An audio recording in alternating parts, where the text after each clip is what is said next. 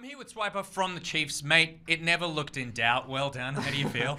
I feel pretty good, considering like the two clown fiestas that we had yesterday. Big coin flip games. I think we played really clean. Probably like one of the cleanest games we've played in the entire split, I think. Yeah, it looked like there was no fear and it was just confidence every time you went into a fight. You must have been really happy with the draft. You both won lanes and outscaled. Yep. And you took Kled, who we haven't seen much of anywhere. What was the draw for you? I've just gone into the mindset of like there's some champs I can't play in this current meta, and Kled has always been like historically like one of my best champs, and it's like a really good counter pick in some of the matchups right now. So yeah, if I get Kled, like I just feel super confident pretty much into any matchup compared to like Darius, because my Darius sucks. And then finally, with the Hunters, they obviously haven't started their second split for the year. How do you prepare going against a team who you haven't seen much recent play from? Honestly, it's really hard. Like when we're going through scouting, like we haven't seen this team play in like a few months now. So I think what you have to do is sort of focus on yourselves more than your enemies. And as long as we get like a really strong draft and like execute how we normally do, I think we're a pretty good region. So we should be able to take gains from these teams. Fantastic. Well, congratulations again on the win, and I'll see you guys right after these highlights. Up, he's looking to get himself up, and first blood, looking for a bit of revenge. Does miss the bear trap on the rope, but he goes over the wall with the joust, looking for the damage, and he's able to get it. He's now going for the 2v1. Shiro forced to use the run. In comes the charge. Swiper's going underneath the tower, and Babip is still somehow alive. That's going to be the first kill, and it's going to be over onto Swiper. Make that 2 for Chiefs. They're chasing for more. Babip gets the third. Now he's looking for Kazbel. Raze is going underneath the tower. Azura Veki has gone golden, and he will die. It's a 4 for nuts for the rest of Chiefs to start to come through. Can Swiper stay alive? He might just go 1v4. Oh, Hedge falls down, and Chiefs go in. Destiny! That was a monster engage! It's a double kill onto Swiper. Make it 1 more for Destiny. 3 of KLH fall, and the Chiefs are massive. 21 minutes on the board, and Chiefs are looking for their last glory kill. They're looking for the turrets, and they're looking to tie this up with the fastest game of all of Rift Rivals 2018. So from safe and secure with Legacy to the 50-50 Kings with the Chiefs, but it never really felt like 50-50, did it? Yeah, it certainly didn't. I mean, the Chiefs are a team that is very comfortable in scrappy team fight games. So once they do get that initial advantage, the snowball really does start rolling. And once that initial couple of fights were out of the way, they just pushed on for victory. And you mentioned comfortable. I feel like, you know, I'm talking to Swipe, he's saying he's comfortable on Kled. Ryoma, comfortable on Cassiopeia. We got Destiny on his favorite champion. They're just playing what they love. Yeah, exactly right. And I think that, you know, the meta is cyclical, and people sometimes forget that. And now that people are just blind picking tanks in the top lane, Swiper can go back towards that Kled. It allows Chiefs to have a big engage tool. And that's why I was confused about Ryoma, because he normally is a lane kingdom player. He likes to bury people in the mid lane, and Cassiopeia is the best at that, wins every 2v2 in the game. So I'm just glad to see them back playing what they like playing, and playing it to such high success really should put the rest of the tournament on notice. And one of these situations, we're seeing some real success from Osh at the moment. Last Rivals, not so much so. Finished third then. Now we're looking, you know, pretty good to take this one out. What's happened? Yeah, well, Oceania has always been, I think, pretty deep. We've always had, you know, a good top 3, a good top 4. And I think the other thing is you get to play at home now. You're not traveling overseas. You know, you're in beautiful Sydney. You're able to enjoy magnificent State Theatre. It's the only time you're really going to play an international tournament in somewhere like this place in your career. So I think that they are putting everything they have into it. I think they've put a lot of preparation, and I think that they just show that they're ready, and they're performing very, very well. We got that sweet State Theatre bump. We got to pack this place up and take it on the road when we travel. Next game, we got Direwolves versus DFM. Who are you tipping? Yeah, well, this is a hard one for me because I've casted Detonation Focus Me since they started playing internationally. I think, you know, first IWCQ this team was a part of. I was a huge fan of them. Seros, Utafon, still on that roster. And I really do think they're a good lineup. Direwolves at the moment, they've been undefeated in Oceania for such a long time. They certainly come in as favorites, but I don't think that this is a game that is unwinnable for Detonation Focus Me, especially given how well Seros played yesterday. All right, well, there's only one way to find out, and that is to throw it over to the caster's desk. Thank you very much, Jack. Hello, I am Jake Hitbrain Matthews, and here joining me on the caster desk is Zach Rusty Pie. How are you doing? I'm doing well. I'm just ready to get into this one. It's always exciting to cast internationals, and so far Oceania has done well, but as Spawn said, never count out Detonation Focus Me, and Seros is always the first person that I look at with that team. And I mean, this was the game for everyone bigged up. I asked the guys after the end of yesterday as we were wrapping up the broadcast, Which game are you most excited for? It is this one right here. Direwolves taking on Destination Focus Me. Destination with a pretty coin flippy game. Day one. Yeah, it was one hell of a game against the Chiefs, wasn't it? They did ultimately lose that game. However, Chiefs able to get the victory. But there was some big positives that you can take from that for DFM. And of course, their opponents, Direwolves, looked very clean. Direwolves looked very, very dominant. They've got 2 games coming up today, and they're both against first seeds from their regions. And this is a big one. Destination undefeated in the regular split all year, only lost to the final, sorry. So they actually are the 2nd seed, but there's a lot on the line, a lot of pride on the line. You could argue first seed for in terms of current skill, though, is a place that you should be looking at for DFM. Always seem to start their splits in the LJL dominant, and they seem to just get toppled by their partners in crime, of course, former partners in crime in Pentagram now, who just seem to best them at the end of the split. So maybe coming into this one, DFM should be considered the first seed. We've only seen 1 game from them. I wouldn't say your expectation should be tapered from that single game. Even the Chiefs said they were very nervous with that one. You got stage jitters. It happens to the best of us. Yeah, and well, so they should come into this one better. From one of the strongest teams from Japan to the strongest team from the Oceania region is the Direwolves. Biopanther in that top lane, Schönfire in the jungle, Triple in the mid, King and Cupcake is the bot lane duo. And for Triple, the smile does lie. He's a dangerous man in that middle lane. He played the Karma, went full AP, things that you don't expect to see unless you're an Oceanic fan or OPL caster, because I didn't expect to see it either. I cast the LPL. I think he did a lot of work. said he froze nukes. Yeah, he did. Was the way he described that. Absolutely, and he was throwing those out, working well with Schönfire, who's the other person that we have to watch, and he will be the person to watch in this next game. Well, there's also another person we do need to be watching, and he will be the mid laner for Detonation FM. That is obviously Seros. Evi's going to be in the top lane, Steel in the jungle. Seros, like I said, is the mid laner, and it's Yorapon and Vivid as their bot lane duo. For those who don't know, of course, Steel and Vivid are the Koreans of the team in the LJL. A lot of the teams there have Koreans in those 2 specific roles, jungle and support. I think 1 team is the only one that has bucked that trend, and they're in this tournament, Unsold Stuff Gaming. But for the most part, you do talk about Seros. You said him first, we'll say him again, probably through this entire game. He is the star of the show, and he has been for such a long time. Almost got 2 pentakills on Aurelia yesterday. He was 1 stun connecting from getting the resets on the Blade Surge and able to actually follow that up into a full penta, and then Scumbag team stole away 2 kills in one of the team fights, at the end of the team fight as well, so they could have easily been gifted, but it doesn't matter. He looked fantastic on that Aurelia. But like you said, Schönfire as well for Direwolves. There's quite a lot of people to watch on all of these teams, and both of these teams have their star players, and they're going to be flexing in this game. And I feel like we'll have a pretty big style difference in this game if what we saw early in the tournament is carried through to the next one. Schönfire, with the side of Direwolves, played a bit more cerebrally, a bit more slowly, but played around their jungler and rotating towards him. Biopanther was extremely quick on the rotate. Priority on Ornn is something that you should see in the draft as well. And for the mid lane Karma, it has priority. Karma could be a Lulu, could be a bunch of other champions as well that do the same thing. So that will be interesting to follow as we get into the draft phase for the side of Direwolves, because that is still expected from them, whereas with Detonation Focus Me, I can't say I know what to expect. I can't say I know what team composition they will run. What I can say for certain is ban Heimerdinger against them, because he is so good at Heimerdinger. We also have to keep our eye on Steel. We haven't really talked too much about the junglers here, but Steel in game 1, day 1, he was very, very good.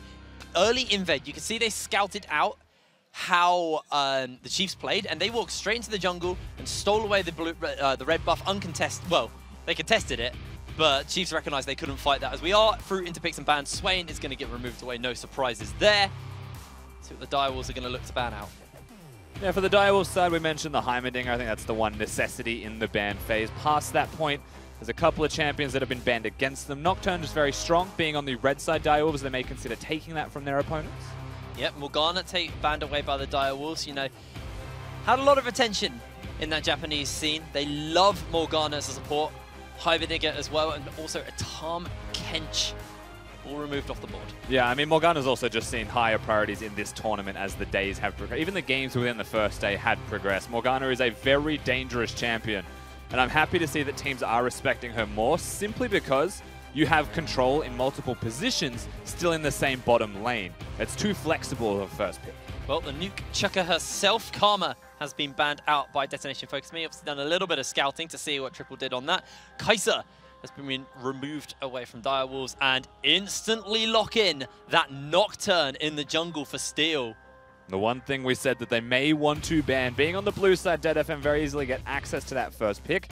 The risk is, what do they give over on the opposite side? Now, you can pick something like the Graves into it if you want to trade hard. You may not see a jungler picked yet, of course. Direwolves, no hesitation, lock in their AD and their mid. Yeah, go for some very aggressive AD and mids as well. Great mid game for Direwolves, so you can tell that OPL style of punching you in the face, going for those fights, instantly going to lock that in. Let's see what the answer back from Detonation will be. They're going to take away any kind of engage. Yeah. Well, that Oceanic favorite engage of the Ornn. Deny that away from them. Let's see what they're going to pick as their last pick. I would like this. I would like any kind of engage in the support role for Dead FM. Work with the Nocturne, provide crowd control for him to deal the damage. Another damage dealer in the AD carry or mid position is all that's really required for you. But right now, Kaiser ban, Lucian picked for your opponents. Not surprised with the follow-up here from Direwolves with their support themselves. They've got a very strong duo lane, and Dead FM are being really pushed with champions they can play that are AD. Yeah, and I mean, we're seeing Detonation actually almost take the same early pick phase as KLH in the last game, recognizing that the OPL love the Ornn, love these kind of high engaged comps, and if you tried to deny that and say, right, let's see if we can team fight you, let's see if we can fight you on our terms instead of you engaging on us. This time it's in that kind of re-engage, that peel and then go back into the fight with the Braum getting picked up for the Direwolves. Lulu, Vladimir and Graves have all been banned away, and Destination looking for their final ban. You know, the Graves banned away from the Direwolves. Banning away from Schönfire is always a smart thing to do. And for me, we look at the Direwolves draft so far, and you're like, well, I like the 3 picks that they've got for themselves. Oh, he does seem to be a very high priority champion. Lucian Braum, very good lane. But you have to think about the role that they've sacrificed champions from. So I wonder if this is going to be one of the Schönfire, Sejuani type of players. You know, they've got some damage there. They've got some decent team fighting. That would just make it even better. And it unlocks your top laner to even be a bruiser if they would like. Or it could just unlock a big fat tank. Mundo, we didn't really talk too much about, but has had a lot of success recently, and that will get locked in for the Direwolves. Junglers were pretty heavily focused, and see what Destination are going to look to pick as their final ADC, and their mid lane. This would be really good, actually. That would be massive. Yeah, with an Ornn and an Alistar already there, the level 6 damage that you've got in middle lane as well, if you gank that, is going to be magnificent. And I like it a lot here from Detonation Focus Me. It's a power play, but it's one that the Direwolves either didn't respect enough or didn't see coming. They need a mage, and they're going to lock in the Rumble. Okay, so this could be a little bit different. We could see the Rumble go top, and then they could have like the Alistar Ornn bot lane and just go for like kind of the tanky, we won't die, but we're here to fight. Certainly could. Or they could put the Rumble bot lane. There's quite a few options available to them. It's a hard thing to decide when you know you're against a Lucian and a Braum, as Schönfire locks in his Hecarim. It's going to be surprise. The pony. This is good. This is a very exciting thing to see from them. They've got another damage dealer. They've got an early skirmish champion. He loves to go towards the Scuttle Crabs as well, where a Nocturne may try and find him. And I'm super curious to see who comes out on top if the junglers meet. And I would not be surprised if they do. Disgusting team comps. And something we didn't hit on is it could actually just be a Yasuo bot lane. Yep. And that's what it's looking to be. Seros, I mean, he had the game. He just had an insane game on the Aurelia. So we kind of naturally assumed the Yasuo would go to him. And with 20 seconds left, that does confirm that Seros will be playing the Yasuo in the mid lane.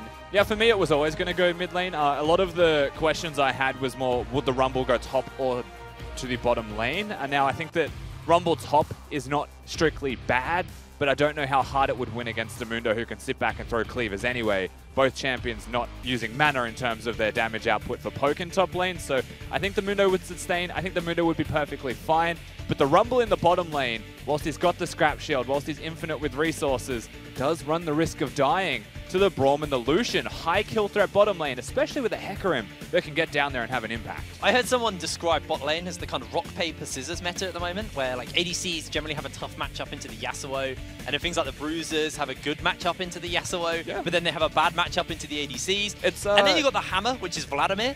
It just kind of smashes all of that, but it's such an exciting meta at the moment, and they are going to actually put a Rumble down there for the side of Detonation. Gonna have to see what they're gonna make that work out of this, because naturally, like you said, you're gonna assume they're gonna lose this early game.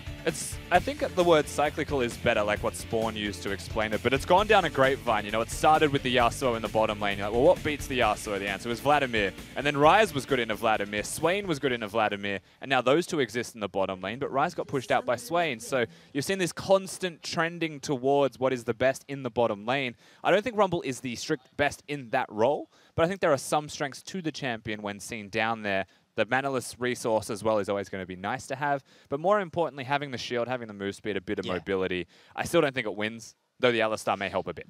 It will help a little bit, but I think the Rumble and the Alistar are there strictly for team fighting. It's going to be all about getting Seros ahead, and he is just going to be the big carry. And any threats who Seros can't get on top of, they got a Nocturne for. He can go in with the Paranoia and blow them up. That Lucian, highly mobile, and if he can avoid the knockups, he then has to worry about a spooky ghost. We can go like just one step further and talk about Detonation Focus Me's team comp in a team fight when Nocturne shuts off the lights. When he presses R and no one can see anything, there is an equalizer that can land on you. There is an ultimate that can hit you. There are things that you need to be able to see that you can't actually see coming, because you don't even know if Rumble's thrown the ultimate, if Nocturne is ulted, and your communication. All you see is your health bar just going down. Well, yeah, but even then, you don't know if he's used it or not. Yeah. So you don't know how you should position when there's darkness on, and most of the time the AD carry is just running from a Nocturne anyway. It's a hard thing to execute. I think for Direwolves, the communication is key. And I know that they're a side that seems to communicate fairly quietly. They don't say a whole lot when it comes to team fighting. It's telepathic. Yeah, but maybe that telepathy doesn't work when someone literally turns the lights off on you and makes it so you have to talk more. It's like solo queue. I mean, as long as you're looking at the map in solo queue, you know kind of what's going on, but if the map lights are out and you're not talking to them, you're going to be in for a bit of trouble. Yeah. I am curious, actually, how much damage the Rumble is going to be able to do, because we are expecting him to have a pretty tough time in this bot lane. So hitting those kind of item spikes, you know, he wants to get that pen on board. He wants to get the Leandries. I mean, a lot of these champions need levels and need items to start to really ramp up. Seros on the Yasuo is the same thing. Bit of early damage on the Vivid. I mean, he should be okay. He can get stunned, but he has got Yudapon coming through as well. Time in the game, still enough to recall, though, if you're the Alistar. So he'll be perfectly fine. Everything will just reset. It does give control of the jungle to the Direwolves, however. You can see that on the opposite side, still just trying to see where they are. Schönfar's running that Electrocute on Hecarim. Is this new? Because last time I saw Hecarim, everyone was like Predator. Predator? Yeah. I don't know why that isn't Predator personally. Okay, cool. I'm glad. I felt like I'd missed something really big there. Electrocute does do a lot of damage, and you don't need boots. But I see things for and against, but I would prefer the Predator pretty much all the time. Well, it looks like Cupcake and King looking to steal what Steel did to Chiefs in game one. Have now been spotted out with that Winter's Bite, and they're just going to force them away. So Steel going to get this red buff nice and easy, uncontested. And there's no shenanigans by Schönfire on the other side of the map. We've seen things from G2 playing the Braum and the Lucian in the jungle role, where they've gone to those buffs and actually contested it, because they can bring over a bottom lane. They can make harder contest if they choose. This is now a level 2 game from a Nocturne. Flash headbutt going on. They look like they're turning onto Cupcake now, trying to stack up the concussive blows, but he has the fear. He will run away from the Nocturne, but it doesn't matter. Steel gets first blood. Yeah, they're going to try and do as much damage as they can, Direwolves. I think Cupcake wastes his summoner spells there in an attempt to just try and do something, but there was nothing he could provide. However, Ijum has mentioned this. Patch 8.13 is the patch that we are on. You can see that on the bottom left of your screen. It means that Braum respawns pretty much instantly, so he's able to come back to lane very quickly. And what is nice, Steel now has that Scuttle Crab control, gets that big chunk of mana. And if he wanted, he could run and look for Schönfire, because early, this Hecarim will not win a trade, but it looks like Steel now just wants to go onto Seros. There is a knock-up available onto Triple if they want to get it. They're not going to get him. He didn't get it in time, but they're going to flash, forcing Triple to flash as well. Yeah, they actually forced the summoner spawn. Now, Triple will just go and pick up a flash anyway and come back to lane and try and trade, but that was an aggressive choice from Steel at level 2, and I think that's okay. If you're Nocturne, you're level 3, 4, 5, and pushing for 6, you may want to keep that flash. And I think the value of flash at level 2 is good for ganks with red buff, but he's just decided that it's worth the trade to come back mid instead. Well, we are seeing Seros did hold onto his flash, crucially, so at least he has that. So I want to see some more from Steel now. I want to see him try and put some attention onto Triple now that flash is down. Remember, King also burnt his flash on that gank. Yeah, bottom lane has only got teleports. Schönfire definitely not looking for a dive in bottom. No one freak out. He's just charging towards the Krugs. Yeah, that would be a pretty dangerous dive, even with the fact that you're in a 2v3 underneath. One would say suicidal, I think. I'm trying to put it optimistically. You don't need to do that. We all know that he wasn't going for it, so there's no need for optimism in this situation. It's okay. I just like to have that optimistic outlook, but I would say Schoenfeld had a smart outlook on that, deciding Yes, he he's just going to take away some camps instead of suicide underneath the turret. Look at Steel, though, making his way back towards the spot lane. Could find Schoenfeld, like you said. Schoenfeld's currently half HP. And like I said earlier, remember, Steel will just out-duel him at this point in the game. His damage is just so much higher. Schoenfeld may be looking to try and steal something away, but seeing how healthy Steel is, goes, I do not want a piece of that. A little bit slow there from Schoenfeld with the ward being put down, so he doesn't find him. Needs to recall regardless. Schoenfeld got some items, maybe some boots. Can't use Predator for those boots, I don't think, though. A bit tragic for him. Either way, he's going to go back to base. Now, what he didn't know is that Steel had used his fear on the big Raptor. So if he did go for a trade, there was a chance it was successful, and then he would have been able to win that one, but placed the ward a couple seconds late. Now, Rusty, we focused a lot on the mid. We focused a lot on the bot. Is top going to be a farm fest? Yeah. It's a Mundo taking on an Ornn. I would expect that... It was a bit of a loaded question. Yeah, a massive question. I wasn't sure how... Of course, they're just going to be farming each other out. Ornn does seem to have an early lead in terms of CS, which is good. BioPanther in his second game now on the international stage. First time on an international stage at that. So you hope to see a steady start from him. But he even looked good in his first game, rotating quickly. And I think that's what you expect from Direwolves. Group up as 5, all 5 members on the same screen.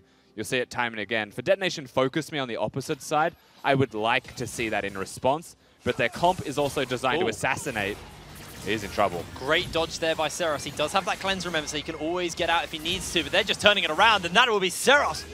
The kill onto Triple. Great punish by Steel. Hard attempt at a trade from Triple because he had no flash. This is exactly what you'd expect to see from the Nocturne when he was the one flashing in earlier. Now Schoenfire may try and fight him.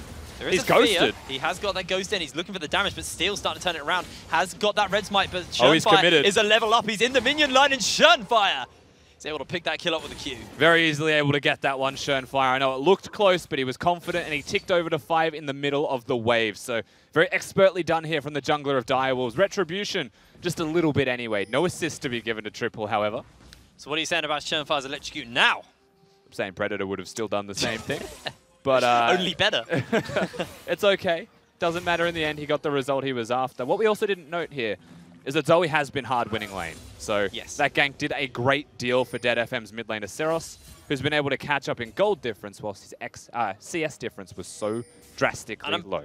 Really glad you talked about the CS numbers because it is starting to accelerate towards Triple's favor. But if we do look at the top side, Evie is slowly starting to creep ahead here. Obviously, BioPanther is picking a wave up underneath his turret, so it's not a massive loss, but it is an entire wave worth of a difference for the moment. And we're only 6 minutes in, so if he keeps getting a wave every now and then, that would be pretty big. Here comes Schoenfire. Good damage. They've got everyone in. Cupcake's going and looking for the Winter's Bite. Great flash by Seros will get him out, but they used a lot to get him. It's pretty hard to win wall as Seros in this situation. Now you really get to see that gank highlighted. When a Hecarim charges you backwards, skill shots can land during that time, and he throws out the wind wall, gets separated from it, and Cupcake was able to come in and have an attempt at throwing out that Winter's Bite, lock him down. But the attempt was amazing from Direwolf simply because Cupcake was free to leave the bottom lane.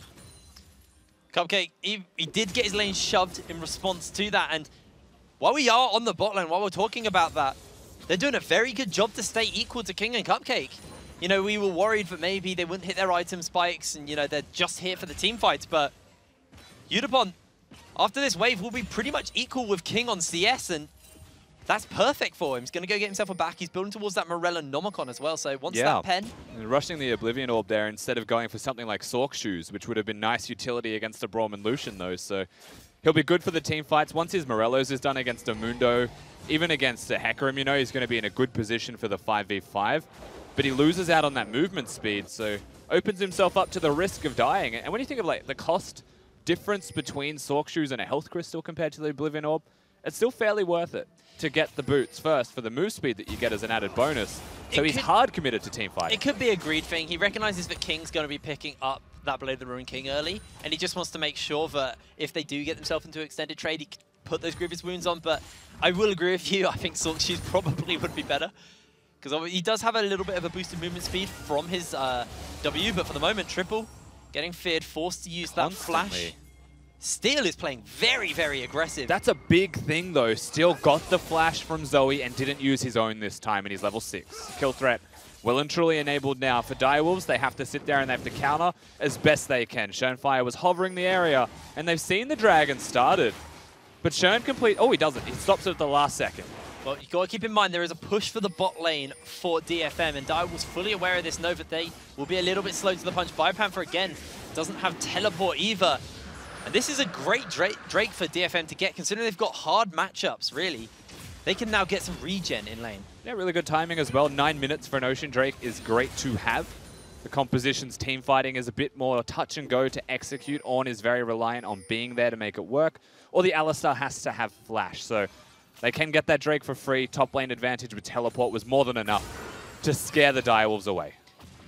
Steel is going to walk over that Sleepy Trouble Bubble, does have himself the spell shield, but it isn't enough. He goes in with the Paranoia, trying to turn it around. Oh, he got Triple flashes forward. He gets stomped down as a 1-for-1 trade to Seros, looking to try and get that knock-up. Can go in for the last breath. Does manage to find it, and now Evie gets him up with a searing charge, and Seraph picks up his second kill. Yeah, Schoenfire just gets pounded into the ground by all of the crowd control that they've got. Seros ensures that he does not miss that knock-up by just dashing towards him and hits the Whirling Blade instead. So they secure themselves that kill in mid. They get an extra kill as well with Triple going down. Steel, you'll have to watch the flash from this Nocturne on the backside of this also. And Direwolves are the ones to start it off, but the target here is great. That flash was perfect. And of course, he unfortunately tanks a turret during that. Would have died regardless. Schoenfire maybe could have found a chance to back away, but he had to secure that kill and throws himself at it for it. What I love about that most was Steel's like, I'm dead, I'm just going to dive. He just went straight in with the Paranoia onto the Zoe and just gave him a quick slap. Great turnaround, and it looks like Direwolves now recognizing that things are starting to move a little bit too fast for them. They're starting to bleed a couple of fights here and there, going to turn their attention towards this Rift Herald as they send their bot lane duo top. And DFM read this play perfectly. They've already got their bot lane duo up on the way up, and actually, 3 versus 3, they're going in. That's going to be the ultimate from Rumble, and they are just melting. Cupcake even throws out the Glacial Fissure and a Zhonya's to stay alive. Don't know if he quite needed that. Yeah, stopwatch maybe not necessary. They were caught. They didn't have a flash. Schoenfire, remember, he's Hecarim with that ult, and he has a ghost as BioPanther. All right. He's really going for it, and oh, no. is just collecting him out. What's going on here? Run away. BioPanther on the run now. Unipon looking for a little bit more damage, but that Muncho. I feel like BioPanther was the one doing it to himself, though. He's just jumping back and forth on the turret. He couldn't actually. You could walk around it and do circles if you want. Did his mouse get a little loose there? No, he's just playing with his food, maybe.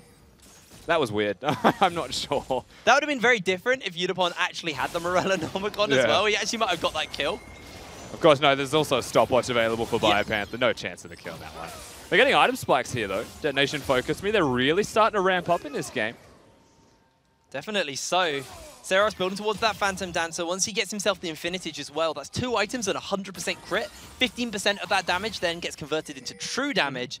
Seros gets very, very scary. Yasuo definitely really, really enjoying this new Infinity Edge. And I'm excited to watch Yasuo builds. Of course, I'm a Yasuo player, not a Yasuo main, but I'm a player, an enthusiast. I know I am have to too. I'm not a good that. one.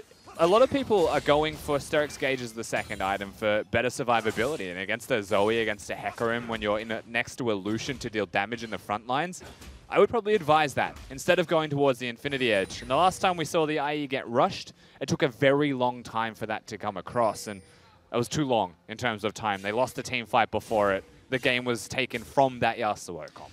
Rusty, would you like to know a little fact about me and Yasuo? Depends on the fact, but I'm going to hear it anyway. You're going to hear it anyway. There's no... I don't know why I asked you. I got to play on this stage before everything all kind of kicked off for the weekend. My first game, I played my main, which is Lux. I know, I'm a filthy Lux main. My second game... Says a lot about you, you know? Yeah, it does. My second game was on Yasuo. I can now say my first professional win was on Yasuo. Your first win on a professional stage was Yasuo. I count it as a professional win. Fair enough. Of course, Yasuo, in this case, is going to be Seros, the absolute monster on the champion. Yeah. There was a point where Spawn turned around to me and he just looked me dead in the eye and went, "You're an Inter." Yeah. So you didn't play well, is what you're saying. I got a 5-man last breath that won us the game. What about the 10 deaths before that, like most Yasuos do? I only died about 4 or 5 times. it was still pretty bad. That's how we know you're not a main. Bad. I am definitely not a Yasuo main. Anyway, focusing back on the game, the bot lane duos have gone up towards the top side. We haven't actually had first brick yet. Our bot lane tier 1 is actually pretty low, but it's not dropped. It's worth considering that the gold between these teams is only 600. They are diving Seros right now. Mundo's in. So I think Seros is in for a world of hurt, world for trouble, but he flashes over towards Vivid. Great headbutt. Here comes the Sleepy Bubble Trouble, goes a little bit wide. Paranoia's on. In comes the Nocturne and the Rumble Ultimate on top of him. It's going to be golden for triple, but he will just burn down and Seros gets the kill. Seros goes in with a last breath. He's going up and shut down by the Mundo. It's going to be a 2-for-1 trade in favor of DFM. Maybe they're going to look for more. That was not necessary from Seros at all. He throws himself to the Mundo, who just flashes forwards and kills him. King also gets his recall cancelled, and the Herald gets summoned in mid lane. That's a major victory for Detonation Focus Me across the board after they get just a 2-for-1 trade. But that was a trade that, again, the Direwolves have instigated. They were the ones forcing that forwards. No one pay attention to the teleporting Shelly. It's like, wow, that Nocturne auto attack did a lot of damage. But like I said, first brick hasn't gone down. Now, great fight for DFM, and now we're starting to see the Japan who showed up last year. Now we're starting to see that Japan who ruled the Rift Rivals. They're playing against Direwolves, who are one of the strongest teams from the OPL and currently sitting at the top of the standings here at day 2. I mean, to contrast that, though, for Detonation Focus Me on the bottom at 1 and 4, is it too late is always a question. You have to ask yourself. The top 2 of this region have always been outstandingly strong. The third tends to drop off.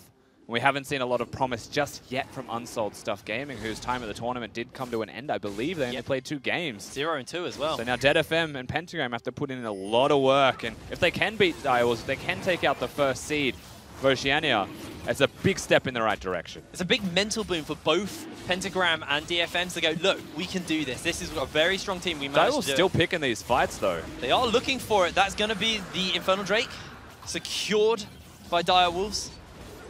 DFM didn't actually want to fight that. They weren't quite in the right place. And I think that was smart of them not to go, let's just fight them. Just give over the Infernal Drake. It's not the best thing to lose, but, you know, it's better than losing the team fight. I mean, ever the proactive side when possible is Direwolves. And in this case, Detonation Focus Me. They made big plays, and they get turrets for those plays after the extra pick and team fight they had mid. It gives time and it gives an opportunity for Direwolves to trade. And they do it appropriately. And now, Alistar and Rumble need to show some caution. Can be quite hard. A lot of slows, a lot of kind of disengage from those two. So Direwolves are going to walk away. And this is a very different playstyle from DFM from what we saw on day 1. They were very keen to trade objectives. You know, if Chiefs went and took a tower, they went and took a tower on the other side, but they normally overstayed for it. Yeah, they were definitely just keen is the only word I want to take for that one. They were ready to fight. They were ready to do whatever it took to win. They realized it was too much. So I like that they've tapered off just a bit more in their constant forward movements. They're making more cerebral plays to look towards objectives. And for me right now, you saw 4 of them group bottom lane, but they went over vision. So Dai will start to look on the other side and respond. Good work from Evie in particular to not get caught. Some top laners overextend themselves. He's going to survive. Well, just as I was talking about objective training, it looks like we're going in for it, and a couple of kills as well. Steel dives straight onto King, and he instantly shuts him down. Cupcake 1v3 is going to fall underneath the turret as well. Steel turns his attention towards the turret. It's going to be a tower topside for Direwolves, plus 2 kills and a tower for DFM. You know what we were saying about people that overextend and sometimes die when these map trades happen? Direwolves just did it and showed the perfect example of what you should not be doing in those situations. If your team is making a play on the opposite side of the map and they were spotted on vision, triple recalled on top of a control ward, you know full well that your opposing team may be on the opposing side of the map, and they still die. FirePanther was able to push that turret in a little bit, get a bit of damage, nothing too substantial for the moment. Triple really needs to get this turret down in the mid side. This will open up the map massively for the Direwolves, but for the moment, Seros, now he's got that Phantom Dancer, and you're right, he is building towards that Steris Gauge. Wants that survivability, doesn't want that instant burst of damage. It's just smart play. Yeah. Good way to snowball the game out a bit better as well here. And whilst you're right, they do need to get that turret Direwolves. Detonation Focus Me are not going to let it go freely, and it's not going to be easy for them to secure. Ultimately, they're looking for the fight mid. That's going to be the call of the Forge God. They're turning onto Cupcake. A great flash out. Triple dodges out the ultimate, but no, he does not. That's the Rumble ultimate on top as well. Turning it on. DFM starting to put the heat up, but they've only managed to find one in the fight. And they're just going to disengage for now.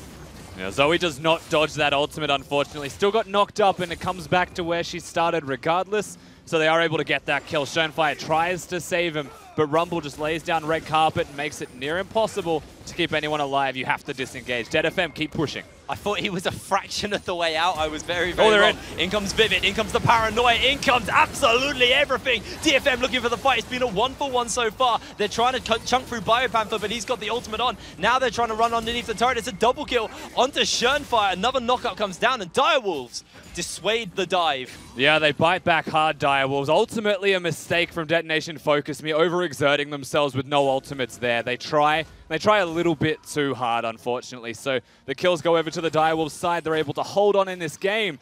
But still driving the ship is going to be Detonation Focus Me outright. Detonation still in control, like you said, but... Or steering a ship, I guess. You don't really drive one. Yeah. Just had to clarify that. My bad. You kind of threw me for a loop. I'm like, okay, thank you for the boating tips. Just don't drive a ship. The That's all you should take from that. Well, Bottom. Evie looks like he's going to be driven underneath his tower and driven to run away. The tower's going to go down, and he cannot do anything but go golden. The rest of DFM are starting to make their way up. It's going to be one kill picked up. Do Direwolves overstay, or do they back off? For the moment, looks like they're going to back away. Pretty difficult to try and go on. Firstly, Amundo, even if he is by himself, has got the flash, and Schönfire did back and has got the ultimate regardless. Evie, the stopwatch use, unfortunately, was maybe a little bit too much from him there. He was already dead. There's a nice little smite away from Steel. Steel managed to secure that. I do want to turn your attention towards Yudapon's items here. He's got that Spellbind. He's never finished up the Morella Nomicon quite yet. Just sitting on the Oblivion Orb for the moment. That cements my opinion on going for the Sorcerer's Shoes first, but alas, we move past that. Spellbind is done. Bit of extra burst. Activating it with the ultimate would be interesting to watch.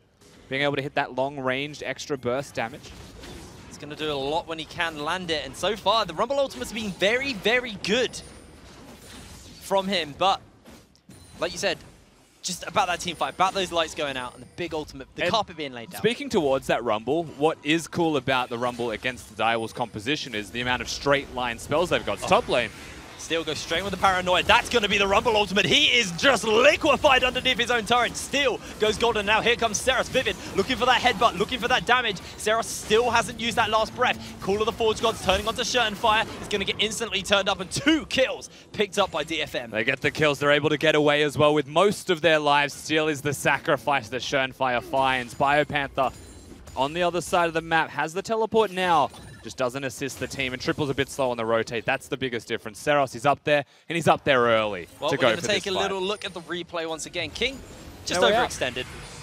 There's just no way out there for the Lucian in this case. Of course, he's going to be stuck. Can't dash. The Rumble ultimate, fantastic work from him there as well. And that's the big point that I want to bring it back towards. When you've got the Rumble red carpet that you can lay down, everyone on the Direwolves goes in pretty much a straight line. Think of like the Braum ultimate, the Braum jump, Lucian culling. The Hecarim has to dash in a straight line, use the ultimate in a straight line. Zoe, also with the ult, has to return to where she started. It means that Rumble can lay down the equalizer very easily in any position. It was also a fantastic fear by Steel. It meant literally nothing could happen by King. He was just running away on the carpet that had been laid out for him.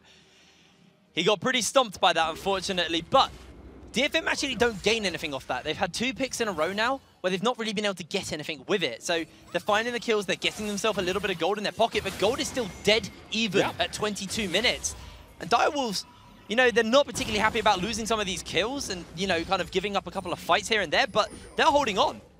Yeah, to me, looking at this game, you're right. There have been moments where I would look at Dead FM and say the Herald play was a good example of working effectively with a kill into an objective or into a gold differential in some manner. For the Direwolves, they have been losing in those skirmishes. They have been losing in those trades, but they've still found windows of opportunity to bring it back. They've found windows of opportunity to get trades of their own. And whilst the gold lead is dead even, I wonder if these teams feel that way. I wonder if Direwolves think to themselves, we are equal in this game, even though we've been losing a lot of trades back to back. Well, maybe we can ask them after the game, see how they felt about it so far. But DFM, you know, maybe it's a bit of nerves. Maybe they know how much is on the line here, deciding they don't want to overextend. They don't want to throw this game. They know Japan needs to walk away today with as many wins as possible. And with the first game of the day going over, well, against Japan, they lost that first game versus Legacy. Just want to make sure that they play this clean as possible, as looks like we might have a bit of a dive from He's going Direwolves. back bottom again. Yeah, Evie is going to get on the receiving end of once again another dive. Evie is coming in. There's going to be a teleport. They're going to try and see if they can keep him alive, but I don't think he's even going to get the second part of the Ram Jam out. Teleport will get cancelled out, and Biopanther and Schoenfire able to get themselves a kill. Meanwhile, going to put a Sleepy Bubble Trouble onto the Rumble. Triple looking for a bit of damage. Does chunk Yodapon under a little bit, but the turret goes down, and this is the difference between getting a pick and being proactive and getting a pick and getting nothing. I think Triple has a teleport as well that he picked up. He trades it for Ghost, but that teleport could be a deterrent for Yasuo to stay in the top lane. Could be a deterrent for Detonation Focus Me to defend mid, as he could have looked at bottom with Schoenfire and with Biopanther, and you can see the power play starts. Biopanther with Sums Up is going to threaten the bottom lane. And they have to bring people down to deal with it. Rumble's there, and it gives Direwolves control of the river. Gonna try and get this vision control. Rift Herald is about to time out as well, so they've got a lot they can really work around for the side of Direwolves. Destination definitely taking their foot off the gas a little bit. Definitely starting to struggle. Triple running around with this Ghost will be on for a little bit longer, although that is only just on the Spell Thieves. Next Drake spawning up is the Ocean as well. It's been on the map for a little while. Neither team's really put too much attention on that. No, definitely. I think we'll be looking at the next 5 minutes, perhaps, of this game. If Vivid doesn't get his say now. Oh, that's going to be the headbutt pole into the last breath. King is just going to get cut through as Seros chasing him down. King's on the run. Is going to dodge out. He's throwing out the culling, but Seros actually forced a flash to pick that kill up. Meanwhile, Schoenfire looking for the ultimate underneath the tower. The paranoia is here. Zoe's very, very low. In comes the spooky Ghost. In comes the Ram Jam. Now they're looking for the fight. Now they're looking for the damage. Triple still looking for the paddle star. Doesn't actually quite get it. He does actually, find that kill. Direwolves trade pretty even. Yeah, surprising result at the end of this. I was more surprised that Steel chose to go forwards. Zeros, of course, flashing to secure the first kill on the King starts it all off. King feels more like the tickling than the culling in terms of damage he can do to this Yasuo. But Direwolves still control mid. They still have mid priority. When you look towards Detonation Focus Me, they're actually just hovering towards the Baron area still, but they don't clear the vision. You can see a control ward in the back of the Baron pit belonging to the Direwolves that doesn't get touched. So everyone's able to just calm down, go again, be safe. But still the outer turret remains in mid for Detonation Focus Me, and that is the biggest win for their map control. Very, very good for the moment. But again, they get a good team fight and they don't gain anything off it. They just step back and go back towards farming. Get a little bit of efficient Biopanther. That was a good briefcase. Yeah, why not? Give him to it. Business is in. Finds the steal. It's just a red buff, but for a Mundo, a red buff is rather significant. When you put that into perspective, it heals percentage of health and scales up from level 11. He's now in a position where he doesn't need to use an ultimate if he just goes out of combat with the red buff, which is a nice little detail. Look at that. King goes over, clears out the pink ward in the bush. There's still a lot of wards for the side of DFM around Baron, though, so plenty of vision for DFM. This is never going to go down without their knowing. The thing that is really important moving forwards is that there's a big Hecarim, but the Zoe and the Lucian are a little bit behind. Zoe will deal damage. Lucian feels like he doesn't really do any damage at all and needs 3 to 4 items to scale. Detonation Focus Me. They've actually started off this Baron buff. It's not super quick, but Direwolves are late on the response. Looks like they've recognized that the damage is a little bit low. Schoenfire is going to be the first to make his way there. Sleepy Bubble Trouble does connect. Let's see if a Wimble will block out the Zoe paddle start. They're not going to do so. Two-man headbutt pulverized into the red carpet. Here's going to be the fight. Seros is so low. Paranoia is on and nobody knows where anybody is. It's one for DFM, but they're all got blinking health bars. They're all starting to fall apart. Direwolves have turned the fight in favor. Another Sleepy Bubble Trouble's there. Everything has gone wrong for DFM and Vivid falls. It's a 4-for-1. They find a lot of opportunity to do damage here, Direwolves. King stepping up to the plate and doing a lot of work. Now the Baron is theirs, secured for them on the back of a team fight. The Detonation Focus Me thought they wanted and probably should have had. If Steel had Paranoia, there is a chance he could make his way in to steal that out, but there's a smite from Triple here as well, so it's actually a pretty hard thing to steal away. I said a slight chance. I'm being optimistic. We're going back to like 5 minutes into this game. Fair enough, but the Baron is secure. Direwolves will lock that one down, and it is on the back of a fight that perhaps they should not have been able to win. Now you'll see the combo start here. Vivid, Yasuo Alistar is what starts it all off, but he finds just the Mundo and the Hecarim. The Wind Wall also very unfortunately doesn't hit the mark as well. Lucian, you can see the damage he was dealing. Triple on the flank as well. And so they take the kill onto a Hecarim, and for DFM, that should be a good thing when there's less gold onto King, less gold onto Triple. But at the end of the day, they threw themselves into AoE range and they got bursted out. It felt a little bit like Seros was just desperate to get that R key off, and he didn't actually ult any of the It's a primary trust fall, targets. to be fair. Like, you have to know that the Alistar is hitting the correct target. Maybe he could have slowed down, but if he didn't go forward, then what's the purpose of the Rumble Equalizer to follow? What's the purpose of an Alistar using Flash Pulverize in the first place? I respect it from Seros, though it may not have been the ideal targets, it was the correct choice. You do have to keep in mind there are still a few more knockups as well, so it's about reading the fight, and I feel Seros, unfortunately, in that fight did not quite read it perfectly. Now it looks like a bit of a siege is starting up by Direwolves on two fronts. They got a 1-4 coming up, and Schönfire maybe looking to charge forward, and this turret looks like it's just going to fall uncontested. It's a very difficult thing to stop here, actually. They've just committed to the Mundo. Well, they're even going to throw down that last Good breath. luck, everyone. He is very, very tanky. No Infinity Edge yet. Panther is healing up even more. The Wimble's there. Triples found the kill. Direwolves are turning this on as the carpet gets laid, but it's not going to be enough. King even has a GA to boot, and it looks like Direwolves have won the fight, have gotten the picks they needed to get this game under wraps. It took 29 minutes to find the decent fights, but they have done it. Schönfire falls down, a little bit overeager. The fountain a bit much there, but Biopanther pretty much ends the fight with more health than he started it with. Mundo has the stopwatch. They picked the worst possible target. Tragically for DFM, they are going to go down. Well, the base is starting to crumble as Direwolves have finally found the picks they needed, finally found these fights. The Nexus goes down at 30 minutes and Direwolves take down DFM. OPL is 5-1 on the board. 5-1 for Oceania is a major victory for them. Direwolves also being the ones to put them on that pedestal now. 2-0 at the tournament. And for Detonation Focus Me, they start off 0-2. And it was a game that perhaps was a very good start for them and could have been more. And they'll be left wanting, thinking about what exactly went wrong in that game. And they just didn't have the objectives after they had the kills. They could never seem to get anything off their picks. It was not solid from Detonation, and I think they put a better show on in the first game yesterday than they did here today. There were moments where it looked good, but Direwolves just had their number, man.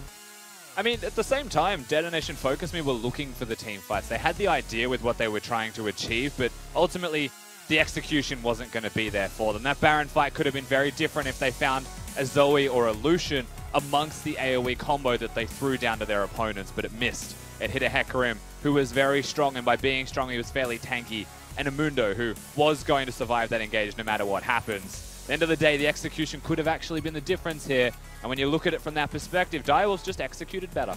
I think what we're really seeing here is the OPL just are the superior team fighting region here at Rift Rivals. They're just, every time a team goes, okay, we'll just play a team fighting comp into you, OPL go, welcome. Welcome to the land of the crazy.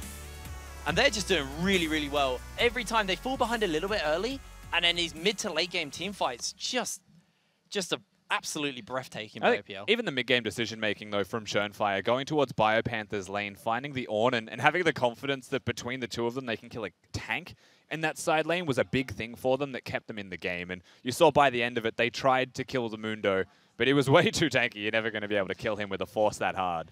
The thing about Mundo is he's pretty persistent, and his damage is a little bit deceptive at times. You kind of, like, one cleave, you're like, ow, that was quite a big chunk out of my health bar, and it doesn't matter if you got a tower, because he's just going to heal up more than your tower can do to it. And Schönfire, he was one of the players we highlighted this series, and, I mean, he played very, very well. He had a good game. Seros, though, you know, the other player, the mid laner for Det, we thought, you know, he had such a good showing on the Aurelia. Yasuo didn't really work out I for him. don't want to discredit the Yasuo too much. Again, we said that he was playing a trust fall with the rest of his team, and ultimately the trust was something that backfired for the entire team. The Yasuo itself was fine. I would be highlighting Steel more a little bit than I would Seros, however, in terms of who was the star of the show in this game. And what's interesting about that is it was almost necessary. Like, when you think about this matchup, DFM taking on Direwolves, you would say that Steel's role is crucial to the success of their team, because mid can be whatever it wants if they just have priority. Jungle is going to meet jungler, and what happens? Steel instead went mid lane, started to unlock Seros, and was getting a lot of kills, and the Nocturne was a scary factor in that game. But it completely backfired. By the end of the game, the Nocturne couldn't get assassinations. They couldn't find the targets. And things just became super difficult for them to execute in a 5v5. Well, it was a slow-paced game from both of these teams, but they managed to make it work in the end in favor of OPL. We're going to go to a quick break, and when we're back, you'll be back with Game 4 of the day, so don't go anywhere.